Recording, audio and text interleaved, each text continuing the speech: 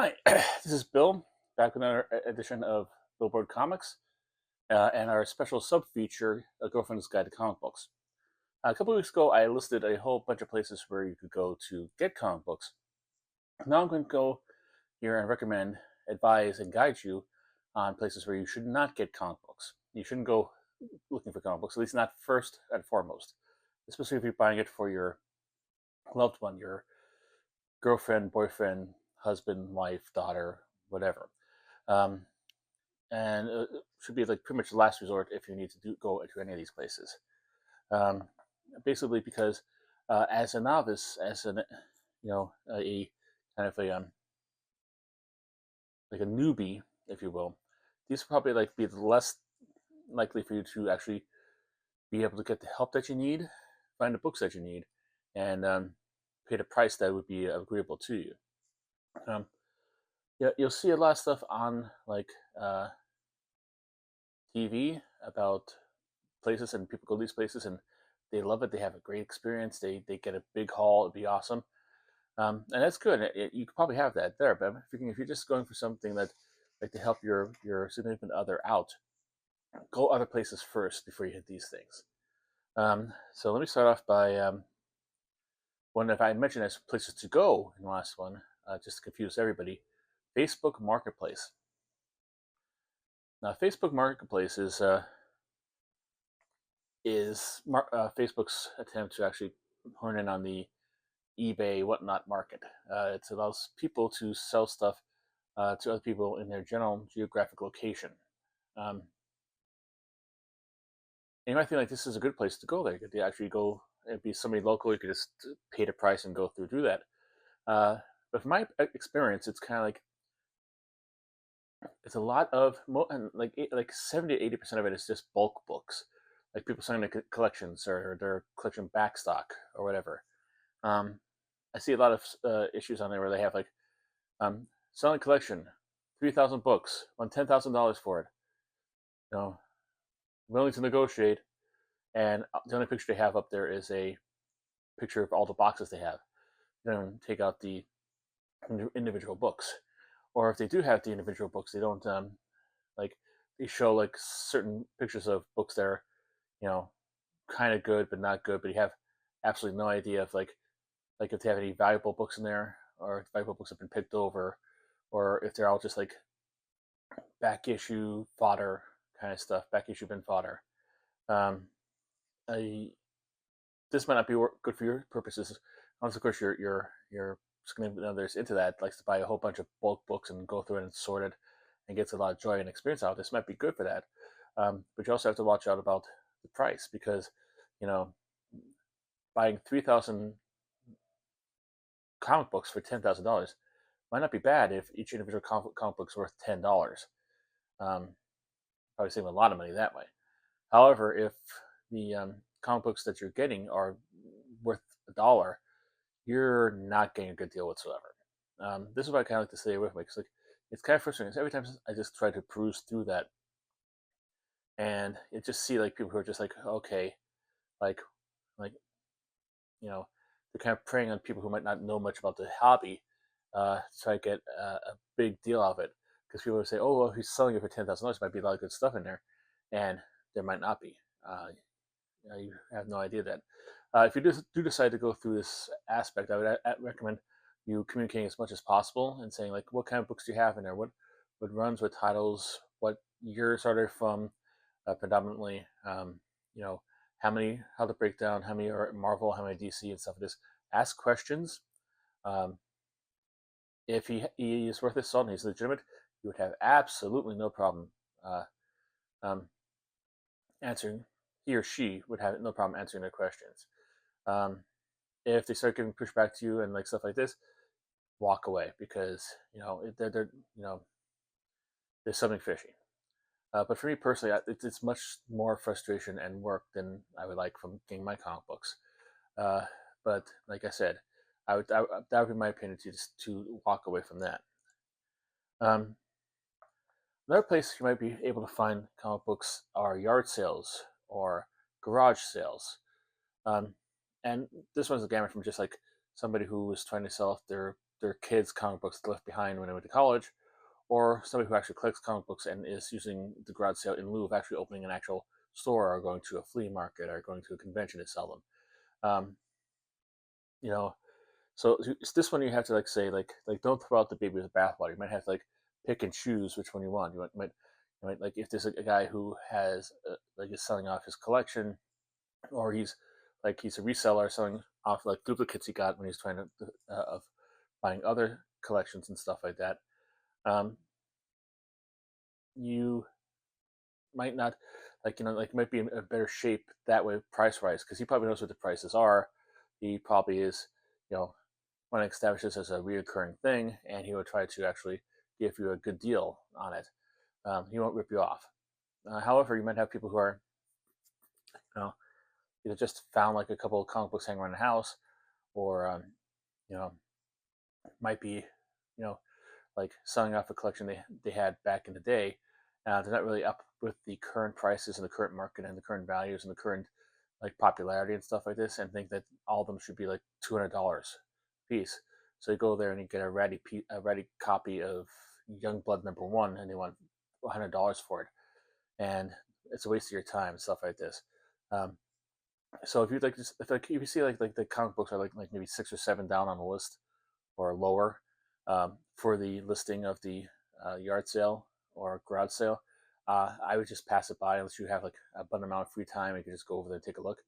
It doesn't hurt to look, but you know I've seen a lot of videos on there where people go up to and like they want $10 for a comic book that is not even worth $2. Um, so like and just play by ear and take it with a grain of salt. Um, Another place I would say is like stay away from antique shops and antique malls. These people buy their stuff usually from like um, what I'm going to talk about next is on estate sales and stuff like this, or somebody selling their stuff, bringing in sell stuff that they want like to actually get rid of. Um, you know, Usually if they deal with antiques, they probably specialize in antiques. They know about antiques. They do that. They might have at best a cursory uh, information about comic books. It might be a case of like they just like so they might be getting information from like eBay, and they see somebody who also doesn't know about comic books putting like the copy of Youngblood #1 on the site for $600. So they said, okay, well this is what I'm going to sell it for because this is what people are asking for it, and you could get 50,000 of them in like dollar boxes and stuff like this. Um, you know, if you're there, you want to take a look at it. Good. You don't have to buy in bulk. You could probably go through it, probably individual issues. But usually, when I see people go into this on haul videos and stuff like that, like 7 times out of 10, uh, the prices are over market value, and kind of like not really you know easy to get at or to buy, or not really worth your time. Especially when you could like get the same experience from a local comic book shop or a local convention or something like that. Like instead of like going there and wasting your time and money, go to the comic book store and help support a local business that actually knows stuff about comic books. Go on to my next thing here now. It is estate sales. Um, Estate sales seems like really, it's morbidly cool because if they're selling off the estate, that means probably somebody died, and this is like their all the stuff they accumulated over life, and it's being ripped to shreds and sewn off piecemeal by their offsprings who really don't have time for what they put into it, which is kind of morbid if you think about it. But I'm a morbid kind of guy, and yeah, it's morbid time. Um, but the fact of the matter is, it's like you go there and you see if there's comic books on the thing, and I think, oh wow, this guy was a comic book collector. He might have like a copy of Action Comics #1 and nobody ever knows about it. Um, Odds are people would know about it. Uh, the people who run these auctions are pretty savvy about what they have and what they could get and stuff like this. So if they have an Action Comics #1, they're probably not selling it at the local estate sale. They're probably selling it to uh, like online to an auction house or something like that, Sotheby's or something like that. So you're not going to see that. You might see some quality like books from the Golden Age, or you might have like a whole bunch of like crappy Valiant comic books from the '90s. It's a crapshoot. You don't know what you're going to get until you go there, or what they might have until you show up. Um, that might sound like a good idea, like, because like, hey, you might get some deals there, you might get some good deals and like rare stuff you can't find anyplace else. True, but if you want to get, there's another thing that I kind of like poo-poo on this, is that estate sales. So you need to go to an estate sale. You need to get there. Um, People say like 2 hours before they open. You have to like get there to be first in line, and get there, get your name on the list so you could go in there first and get first shot and everything. Because if you're not first, you're last. To quote Ricky Bobby. Uh, if you come there later, all the stuff might be picked over, warmed over. You might miss all the good stuff. You might not even know if there was any good stuff there. Um, you might not be able to like find anything that you want. You might not be able to find what you need. All that's left there is overpriced stuff that you don't like. Um, so it's kind of, like, it's a lot of effort to put in to try to buy like an unknown variable of comic books. Um, so that's, I would like kind of like, I would kind of um, you know I would put that away in the back of my mind, something like maybe you could do something that's fun. Um, or if it's like other kind of antiques, like uh, like porcelain and china and crystal and jewelry and stuff like that.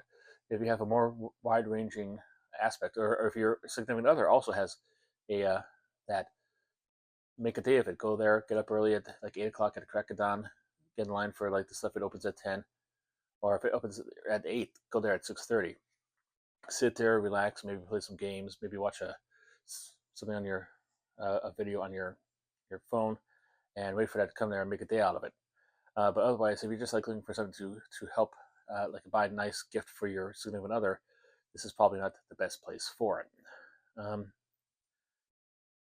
my next one would be, in my final one here, just to keep this short and sweet, would be used bookstores.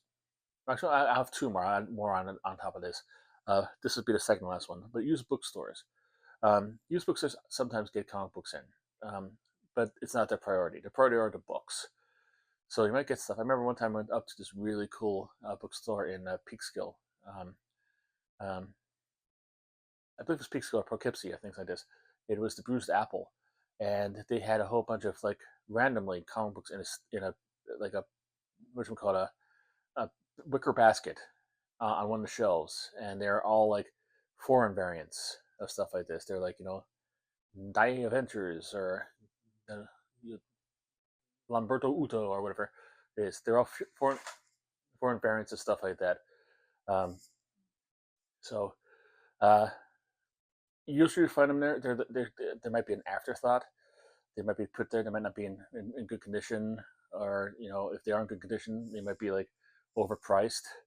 Uh, uh, and you always run the danger of like it's the earlier, you might be getting good deals, but then if they don't really know about much about comic books, they'll treat them just like used books and slap the price sticker right on the cover of the comic book, which pretty much ruins any kind of chance of reselling it. Now, your significant other might not be a reseller; he just likes to read it and swap it out with somebody and pass it on, and that's not a deal breaker for him. If it isn't, cool. But most comic book collectors, that's the anthema to their whole thing. They'd probably like that'd be horrible.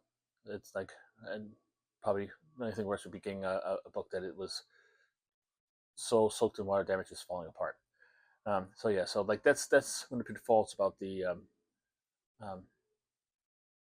going to used bookstores. You might find some unique, quirky kind of stuff, but then again, you might have issues with price and condition and stuff like that.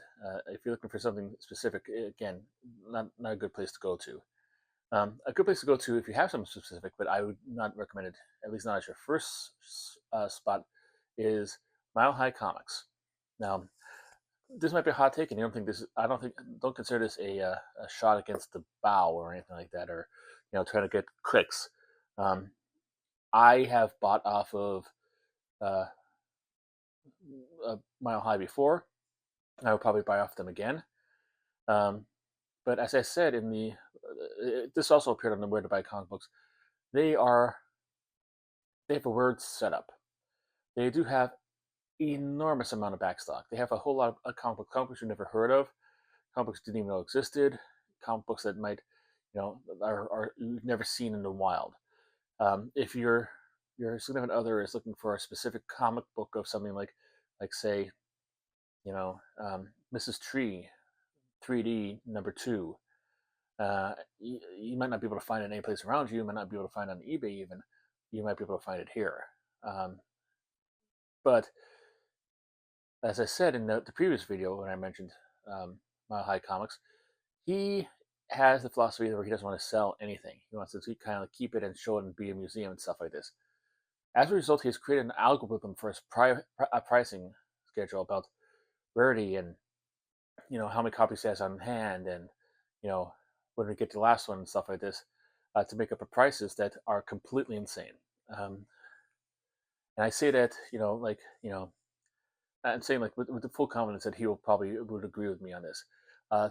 You even stuff like you'd find other places, like say a copy of that Youngblood #1. You might have a copy there; it'd be like $20. You're getting a dollar bill printed someplace else, because that's his algorithm. He doesn't want. He technically doesn't. He said has expressed in several video interviews I've seen him. He doesn't want to sell anything, but he will to kind of like sell this habit, keep the habit going, and keep buying more books. But it's that's a place to go. Like if they're really desperate and you have like one special issue that he wants, or one thing to complete a run or complete a set and stuff like this, and you don't mind paying like 100 times market value for it, go there and you can try to probably find it there. Not to say that you can't find bargains there. You could find stuff that aren't cheap. There's stuff like this. The algorithm, there's like let stuff go that are like kind of like really cheap dollar books and stuff like this. But you'd have to like do a lot of online legwork with that. You'd have to like scour through constant auctions to try to like find the issues that you might want, and like you might find a copy of like that Youngblood #1 for $1, but it might be a very good minus copy or whatever. So like that, for me personally, if you are going online shopping for online retailers for a comic book for your loved one, I would make Mile High not the first stop, but the last stop, or at the very least, like go to have a couple windows open, try to get the same issue in all of them, and you can see for yourself the differences in pricing. Um, like I said, like I've met Chuck Osansky a couple times. He's a very nice guy. He is a very good supporter of the LGBTQ community, and like I'm all for that. I support that. He's done a lot for like the actual business of comic books. He's in the history and stuff like this. And, comic books might not be where they are today if it wasn't for him. But I'm just saying as a precursor, if you're going to looking for stuff for your significant other, this is probably not the first place you'd want to go to.